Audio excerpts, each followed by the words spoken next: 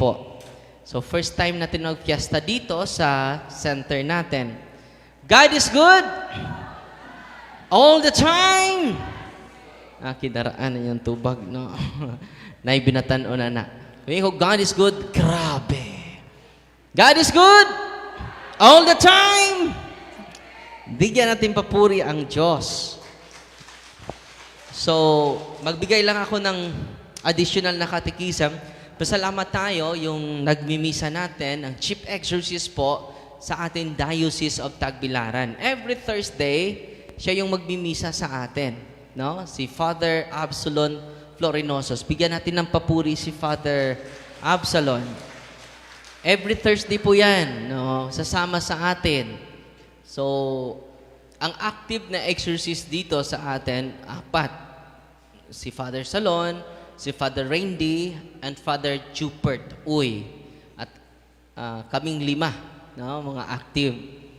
So, malayo yung mga parokya nila. Kami lang si Father Salon ang malapit. At permanent office na po itong lugar na ito, because this is donated, that the whole hectare is donated, o more than a hectare, ang dinonate sa Diocese of Tagbilaran po. Hindi po ako may-ari sa lupa na ito. No? At pasensya na po kayo dahil hindi pa po nagsimula yung construction natin dahil may bago tayong obispo. No? And then may bagong paraan. At isasubmit pa natin yung master plan natin sa diocese. So, magsimula na sana tayo, pero may bagong obispo tayo. So, may mga bagong proseso na dapat mag-comply tayo. Amen? Hindi naman tayo may-ari nito. Ang diocese naman. Ang Diocese of Tagbilaran po. So, sa mga nakarinig sa announcement ko, magsimula tayo. Pero naantala lang. Saglit. Pero meron na tayong master plan. Ma-approve na yan, magsimula tayo agad. At kita niyo bago tayo na may tiles tayo, salamat tayo sa anonymous na nagbigay. Hindi pa natapos, no? Pero malapit na matapos. Salamat po. At meron din nagbigay sa atin na 4 na bangko. Yung wood talaga na bangko. So, dahan-dahan po, maging temporary pa po ito. Nagtatayo pa tayo doon, no? Problema ng Diyos yun. No? Amen. So, sana po nakinig kayo kanina sa catechism dahil bawat isa sa atin pwede makagamit sa deliverance prayer. Bawat isa sa atin pwede makagamit sa mga sacramentals, tubig, holy and exorcised water, holy and exorcised oil, holy and exorcised salt. Pwede ka mag-deliverance sa family circle. Yung tatay ang makapangyarihan po. Okay? At bago lang ko nakarating galing sa Switzerland, sa Canada, may nagpadala sa akin ngayon na testimony, i-upload ko. Dahil na-empower sila through social media and she is healed because of the empowerment. So bakit ba kayo binibigyan ng catechism? To empower you. Ano yung objective sa empowerment, Father? Para hindi kayo maging dependent kay Father Darwin. Saan kayo maging dependent? Sa Diyos lang. Bakit, Father? Because ang Panginoon is present everywhere. Ano ang Diyos? Present everywhere. No? Nandyan siya. Present sa lahat na lugar. No? Pero sa Father Darwin, hindi present. Yung pumunta ako sa labas, wala ako sa loob. Amen? And then, practice cares. Alam niyo naman yung cares. Confession, adoration, rosary, Eucharist, and sacramentals. Sana po nakinig kayo kanina. At kung may mapossess man na family members natin, may sakit, i-deliverance ninyo. Gamitin nyo yung prayer ng simbahan. May prayer ni Father Sikia, yung aklat, deliverance prayer. Bawat familia, meron dyan. Kahit isa. And then, magtulungan kayo. Yung mga biktima ng kulam, kung araw-araw kayo magsimba, araw-araw kayo mag-receive ng Eucharist, and then may regular confession, amazing po. Marami pong kinukulam, pumupunta dito, completely healed na po. Amen. Yan po ay kapangyarihan ng Diyos. Wala pong kapangyarihan si Father Darwin. Kilikili power lang po. Wala na pong iba. All priests are healers. Go to your priest. Okay?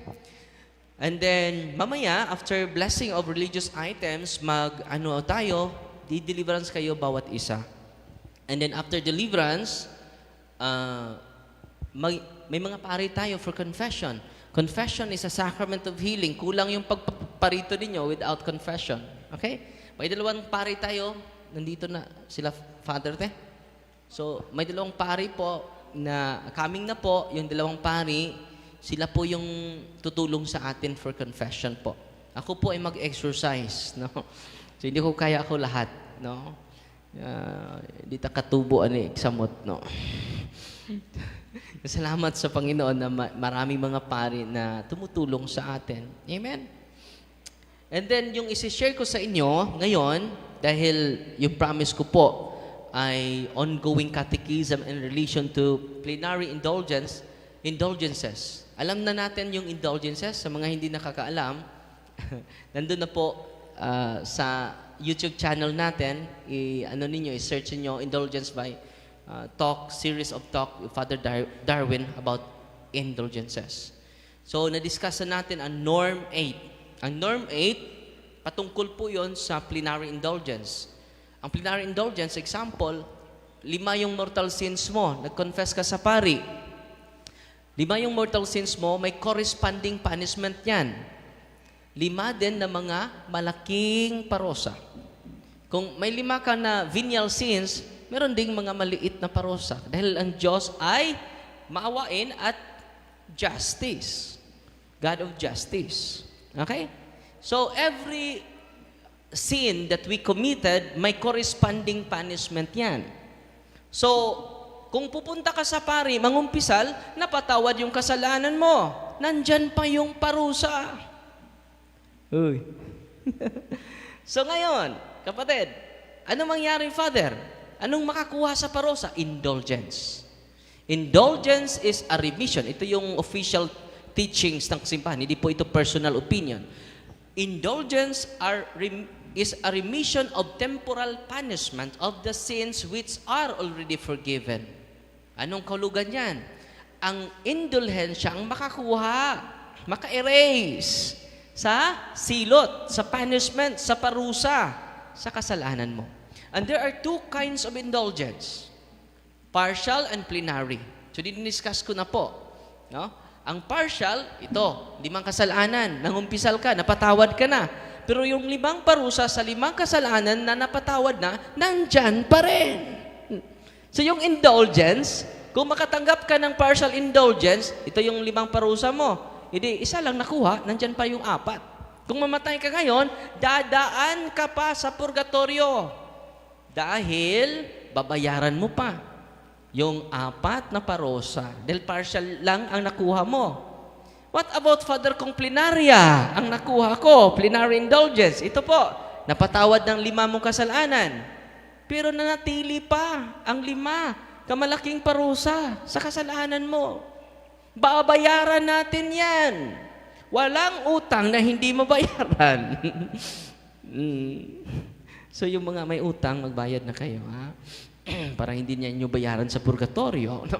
So ito, kung plenary indulgence matanggap ninyo, lahat ng 5 kamalaking parusa or silot, mawawala. Kung mamatay ka na nakatanggap ng plenary indulgence, yung kaluluwa mo parang kwitis. Sutoy kayo.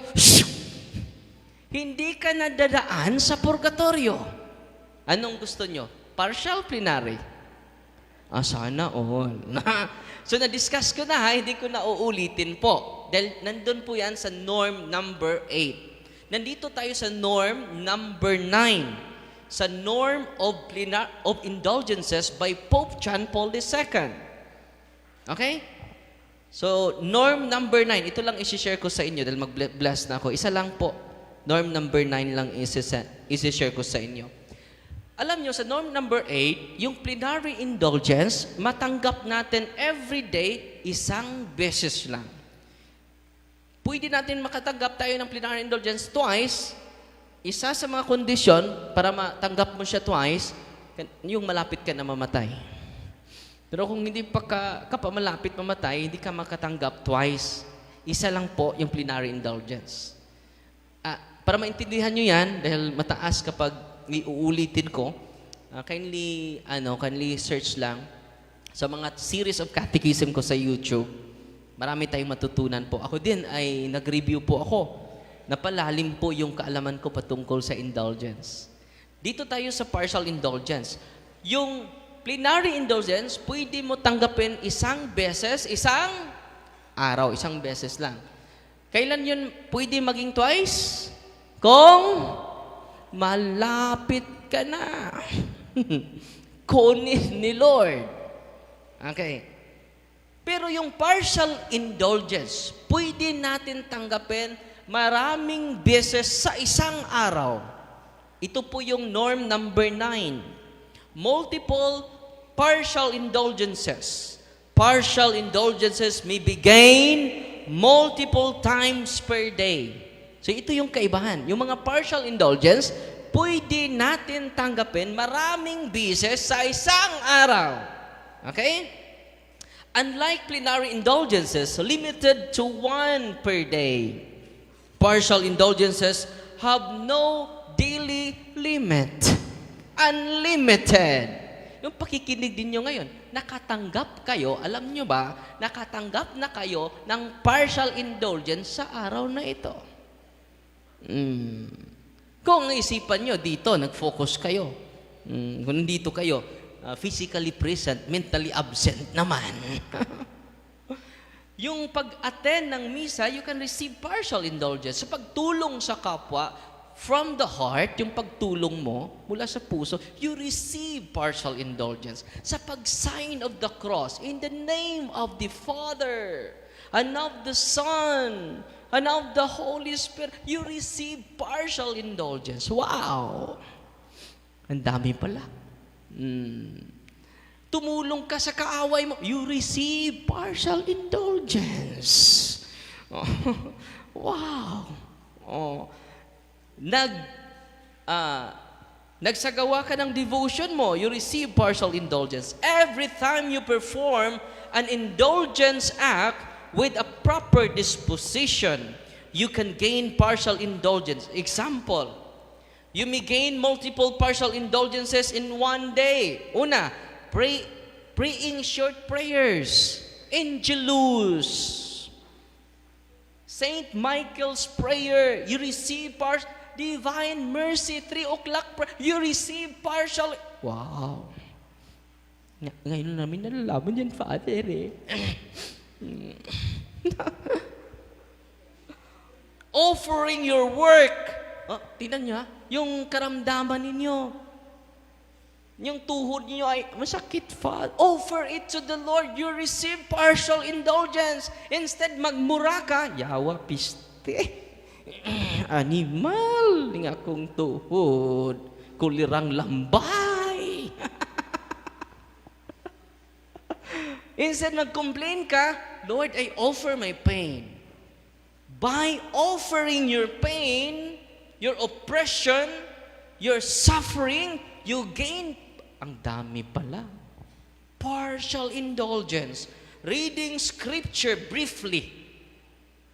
Performing acts of charity. Yung lahat ng ginagawa mo, from the heart, buong puso, kahit walang nanonood sa'yo. Yung assigned task mo, ginawa mo buong puso, without counting your salary. May overtime po. May overtime ba ngayon? Offer it to the Lord and you receive, wow, ang dami. Partial indulgence. Making acts of faith. Yung pag-sign of the cross, act of faith yun. Proclaiming the Word of God. Sharing the Word of God. You receive partial indulgence. Wow! Natutuwa ba kayo ngayon? Each act done with devotion. Lahat ng mga magandang gawain natin, done with devotion, carries spiritual value. May spiritual value po yan. This norm encourages a habit of holiness. Lamit na kayo isukmag. Nagpugong yung ko, Lord. Kadawat ko, you receive plenary indulgence. Lami na kay pamalikas pisteya. Lord, the best argument is silence. You receive partial indulgence. This norm encourages us a habit of holiness. Wow. Throughout the day. Marami sa atin, banal na banal dito sa loob sa chapel. Demonyong-demonyo kapag makalabas. Huli na huli sa loob. Parang hindi makabasag ng pinggan. Totoo, hindi. Not just one big act, but many small, sincere acts of love. Lahat ng ginagawa mo, it is an act of love. Holiness is built through frequent turning of the heart to God. Wow. Nagsasuffer na ako, Lord, pero i-offer ko ito sa'yo. Gusto ko nang hiwalayan yung asawa ko. Lasinggo, pero natili ako. Partial indulgence, Lord. No? Madlungan niya ako asawa pa. Madlunga pa, Lord. Dugangi pa, Lord. Maduga nga dyan akong partial indulgence sa aniba. Amen. And then, by doing it, you are doing a habit of holiness. Wow. Norm number 9 po yan sa Norm of Plenary Indulgences by Pope John Paul II. Revised, no? Ang ganda. So, bukas, norm number 10 naman tayo. Hanggang number 20 po ito. Ang ganda ng, ng mga teachings ng simbahan. Ako po ay amazed na amazed, kahit pare na ako po. Patuloy pa akong magbabasa para sa inyo. Amen! Mamaya, mag-anointing of senses ako after ma-deliverance kayo. After makakumpisal kayo lahat, and then after ma-deliverance kayo lahat, after anointing of senses, i-expose namin si Kristo mamaya. Matapos lahat. Dahil i-offer namin kayo. Lahat ng nandito ay isasali namin kayo sa dasal namin. At sana po, isasali din ninyo kami sa dasal ninyo. Amen? Yung deliverance, hindi totoo na 5,000 each session. Wala pong bayad ang deliverance dito. No? Wala ding bayad ang confession. Yung Eucharist, wala ding bayad. Libre. No? Amen? Hindi totoo yun. No? Huwag kayong maniwala. And then, pasensya na kayo, may mga scammer nag-communicate. No? Kahit ano na lang sinasabi nila, hindi po ako makakommunicate sa inyo personal. Kapag may mag-chat sa inyo, hindi ako yan. Minsan nga, hindi ako makareply sa mga kasamahan ko dito. No, magchat-chat na ako sa inyo. Huwag kayong maniwala dyan, mga scammer po yan. So ngayon, after sa anointing of senses, mag-picture-picture tayo, and after picture-picture, expose natin yung Blessed Sacrament po. Dahil siya lang po ang makakonsul sa ating mga paghihirap ngayon. Itong pagtaas ng gasolina, i-offer natin sa Panginoon. Lord, no? Dugangi pa, Lord. Pero alam nyo, yung pandemya, may magandang dulot din. Di ba? After pandemya, doon na natin na-realize, marami palang mga magandang bagay na naibigay ang pandemya. So nga, ito din. No? Grabe yung crisis natin. Pero sa likod dito, may mensahe ang Diyos. Hindi tayo mawala ng pag-asa. Posible, hindi na tayo mag-rely sa gasolina. No? May solar na sasakyan. No? So, hindi na mag-gasolina, mag-solar na. Amen? No? So, yan po. Ang Diyos ay may mga mensahe despite sa ating great suffering ngayon. Amen? So, ngayon, unahin natin pag-bless ang inyong mga asin. Diyan lang kayo sa upuan ninyo, ha? In the name of the Father, and of the Son, and of the Holy Spirit. Amen. Our help is in the name of the Lord, who made heaven and earth. Thou creature of salt, I purge thee of evil, by the living God, by the true God, and by the holy God, by the God who ordered thee through Isaiah the prophet to be cast into water,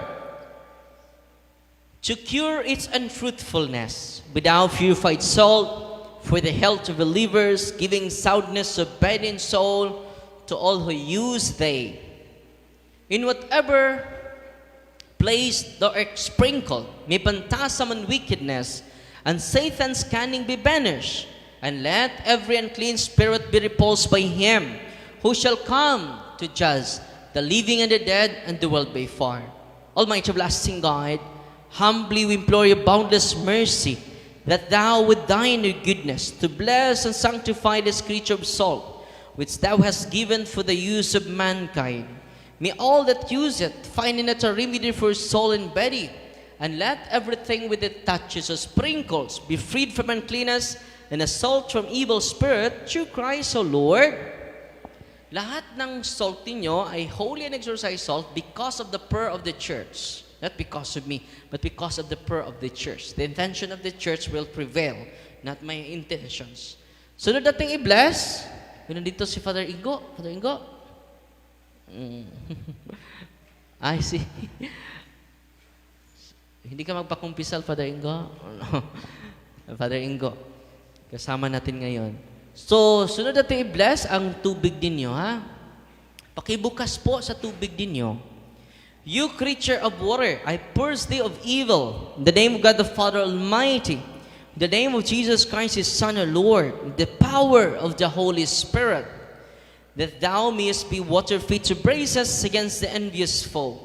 Mayest thou be empowered to drive him forth and exalt him, together with his fallen angels, with the power of the selfsame Jesus Christ, our Lord, who shall come to judge the living and the dead in the world by fire. O God, who for man's salvation those dispense wondrous mysteries, with the efficacious sign of water, hearken to prayer, pouring forth your benediction upon this element which we consecrate with manifold purifications. Let this creature serve thee in expelling demons and curing diseases whatsoever it sprinkles in the homes of the faithful. Be it cleansed and delivered from harm. Let such homes enjoy a spirit of goodness, an air of peace, freed from baneful and needy snares by the sprinkling of this water. May everything opposed to the safety and repose of them that worldly in be banished, so that they may possess the well-being they seek in calling upon your holy name, and be protected from all peril through Christ our Lord. May this salt and water be mixed together. In the name of the Father, and of the Son, and of the Holy Spirit. Amen. Haluan nyo ng kaunting salt yung tubig ninyo. The Lord be with you.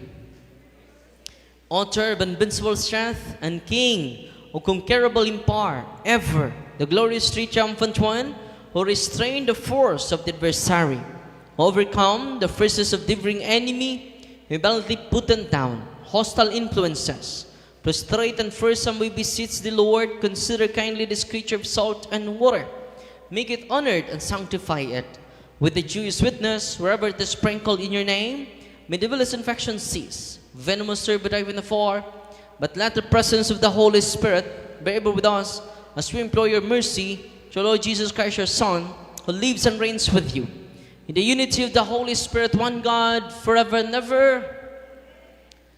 Lahat ng tubig ninyo ay hindi lang yan holy water, but holy and exorcise water. Kung may sisigaw dito sa exorcism room, pasensya na kayo, huwag kayong tatakbo. Hahabulin nila kayo, no? Huwag kayong matakot sa kanila. Yung demonyo, bakit sisigaw? Puno sila ng takot. No? Ang demonyo, kapag aatake sa atin, dito sa likod, no?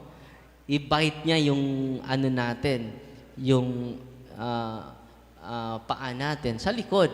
Bakit sa likod, Father? Hindi siya maka face-to-face sa atin. Why? You are the image and likeness of God. Hindi dapat tayo matakot sa demonyo. Ang demonyo ang dapat matakot sa atin. Amen! Alam nyo, kung ako ay puno lang ng takot, hindi tayo makakilala ngayon. Wala akong matutulungan. Hindi din ako makatulong sa aking sarili. Gusto namin, bakit kinakatikais namin kayo buong umaga, gusto namin na lalago yung pananampalataya natin. Amen? Natutuwa ba kayo ngayon? Totoo. Pupunta kami sa Diocese of Tandag this coming 20 and 21. And then after 21, pupunta ako sa Cebu. Meron tayong misa at talk doon sa Cebu. No? Sa Liluan, Yati, Cebu. So, ipopost ko po ang additional natin na talk this third week. Usually yung talk ko is Monday, Tuesday, and Wednesday. Bakit nandito na ako sa Thursday? Bakit tinatanggap ko yan? To empower the people of God, yung hindi makapunta dito. Amen? So, lilibutin natin ang mundo. Nakalibot ako sa Switzerland. No? Ang dami palang followers natin doon. No? And then this coming next year din, pupunta din tayo sa Europe. At mag-evangelize tayo doon. No? Nahirapan ako sa kalisod sa pagsasalita ng English. No? Dahil maraming mga foreigner nakikinig. No? Nag-nosebleed ako doon. So, from 9 a.m.